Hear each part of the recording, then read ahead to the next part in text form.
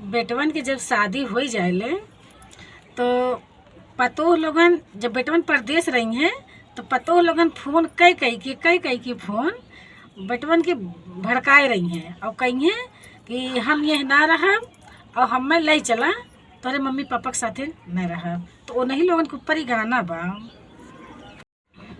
हमसे सहियो न जाई बोली दोनों जून बलमुआ लई चलता रंगून बलमुआना। हमसे सहियो न जाई बोली दोनों जून बलमुआ लई चलता रंगून बलमुआना। तोहरी अम्मा जी की बात हमसे सहियो नाही जात, तोहरी अम्मा जी की बात हमसे सहियो नाही जात। कि हमसे सहियो न जाई, कि हमसे सहियो न जाई बोली दोनों जून बलमुआ लई चलता रंगून बलमुआना।